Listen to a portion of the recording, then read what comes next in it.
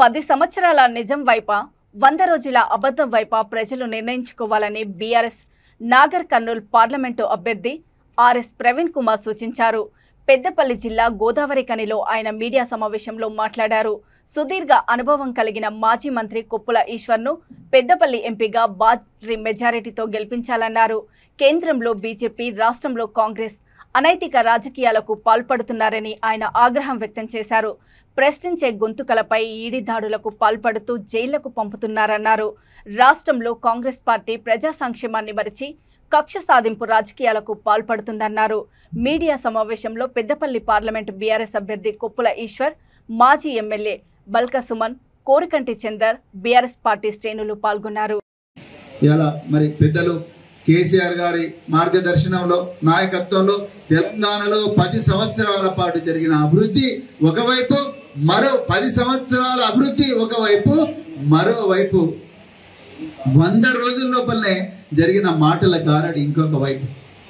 ఇలా 10 సంవత్సరాల నిజం వైపు తెలంగాణ ప్రజలు ఉంటారా, లేకపోతే 100 రోజుల అబద్ధం వైపు తెలంగాణ ప్రజలు ఉంటారా అనేది ఇలా తెలంగాణ ప్రజలు నిర్ణయించుకోవాలి. నిజం వైపు మనం ఓట్లేస్తామా, అబద్ధం వైపు ఓట్లేస్తామా? గ్యారంటీలు గారడీలు ఒకవైపు, ఇంకొక వైపు ఏమో గొప్ప గొప్ప పథకాలు. మరి అటువైపు వేస్తారా, ఇటువైపు వేస్తారా అనేది మరొకసారి తెలంగాణ ప్రజలు చూసుకోవాలి. అదే విధంగా మరి భారతదేశం ఇలా తీవ్రమైన ప్రమాదంలో ఉన్నది. సుమన్ గారు వారి ప్రసంగంలో చాలా క్లియర్ గా చెప్పింది.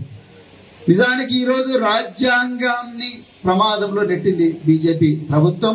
మరి వాళ్ళు ఈసారి గెలిస్తే రాజ్యాంగం రద్దవుతుంది. ఇవాళ తెలంగాణ ప్రజలకు చేతులు జోడించి పాదాభివందనం చేస్తూ రిక్వెస్ట్ చేస్తున్నా, దయచేసి కేంద్రంలో బీజేపీని కానీ రాష్ట్రంలో కాంగ్రెస్ కానీ ఓడగొట్టండి.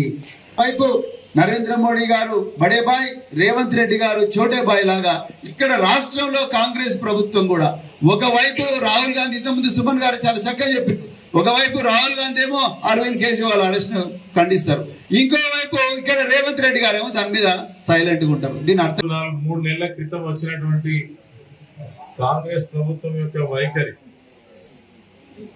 ఈరోజు నేను పేపర్లో చూసినాను. ముఖ్యమంత్రి రేవంత్ రెడ్డి గారి యొక్క మాటలు.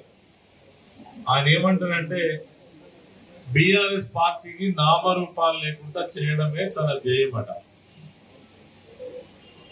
ఒక ముఖ్యమంత్రి అధికారంలోకి వచ్చిన తర్వాత ప్రధానమైనటువంటి విషయాల మీద దృష్టి సారించి ప్రజలకు రక్షణ కల్పించి ప్రజలకు ఏవైతే అవసరాలు ఉన్నాయో వాటిని తీర్చే విధంగా కావచ్చు, లేదంటే వాళ్ళు ఇచ్చినటువంటి వాగ్దానాలను నెరవేర్చేటువంటి ప్రయత్నంలో ఉన్నటువంటి సమయాన్ని వినియోగించి ప్రజలకు న్యాయం చేసేటువంటి ఆలోచన చేస్తారు ఎవరైనా.